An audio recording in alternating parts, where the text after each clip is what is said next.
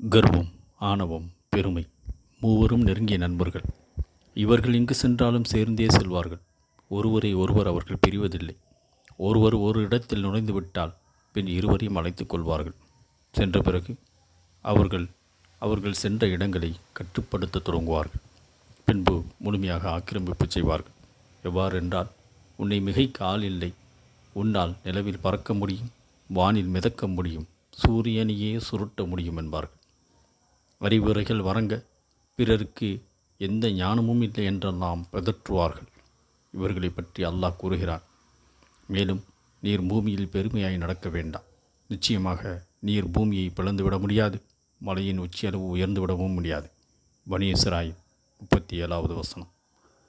தன்னை உயர்ந்தவராகவும் பிறரை தாழ்ந்தவனாகவும் கருதும் மனநிலை கர்வத்தின் வெளிப்பாடு. இஸ்லாத்தில் பெருமை என்பது அல்லாஹ்விற்கு மட்டுமே உரியவை. கண்ணியம் எனது கீழாடை, பெருமை எனது மேலாடை என்று அல்லாஹ் கூறுவதாக நபி ஸல்லல்லாஹு அலைஹி வஸல்லம் அவர்கள் கூறினார்கள். ஆணவம் என்பது பிறரை இழிவாக கருதுவது மற்றும் சத்தியத்தை ஏற்றுக்கொள்ள மறுப்பது என்று நபி ஸல்லல்லாஹு அலைஹி வஸல்லம் அவர்கள் கூறினார்கள்.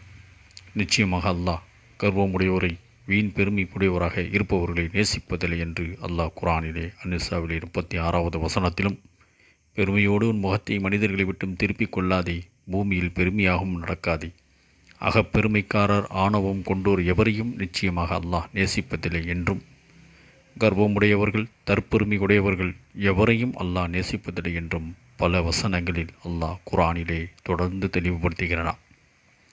ஆலியாவிருந்து ஆலியாக உட்புகும் கர்வம், ஆணவம், பெருமையின் கூட்டாளிகள் நமக்கு வாங்கி தரும் பரிசு அழிவு, நரகப் படுகொலி. அப்துல்லா இப்னு மஸ்ஊத் ரலியல்லாஹு அன்ஹு அவர்கள் கூறுகிறார்கள், எவருடைய உள்ளத்தில் அணுவளவு பெருமை இருக்கின்றதோ அவர்கள் சொர்க்கத்தில் நுழைய மாட்டார் என்று நபி ஸல்லல்லாஹு அலைஹி வஸல்லம் அவர்கள் கூறியதாக. அப்போது ஒரு மனிதர், அல்லாஹ்வின் தூதரே, ஒரு மனிதன் தனது ஆடைகளையும் காலணிகளையும் அழகாக காட்ட விரும்பினால் என்ன செய்வது என்று கேட்டார்கள். அதற்கு அல்லாஹ் அழகானவன், அழகியை விரும்புகிறான். பெருமையை, ஆணவம் என்பது உண்மையை நிராகரித்து மக்களை இழிவாக பார்ப்பதாகும். ஆம், தமக்கு அறிவுரைகள் சொல்லும் அளவிற்கு யாருக்கும் ஞானமில்லை என்கின்ற இருமாப்பும் பெருமையே. ஆம், தமக்கு அறிவுரைகள் சொல்லும் அளவிற்கு யாருக்கும் ஞானம் இல்லை என்கின்ற இருமாப்பும் பெருமையே. விமர்சனங்களை நளினமாக எதிர்கொள்ளுங்கள். நல்ல பலனளிக்கும் ஆலோசனைகளை யாரிடமிருந்தும் பெறலாம். ஒரு பிள்ளையும் நமக்கு ஒரு பாடத்தை கற்றுத்தந்துவிடும். பெருமை, கர்வத்தை விடுவோம். அழகிய முறையில் பிரார்த்திப்போம். மேலும், யா அல்லாஹ், எனது இதயத்தில் இருந்து பெருமை, ஆணவம் மற்றும் முகஸ்துதி ஆகியவற்றை அகற்றி பணிவான, உண்மையான மற்றும் உனக்கு கீழ்ப்படியும் அடியானாக என்னை மாற்றுவாயாக.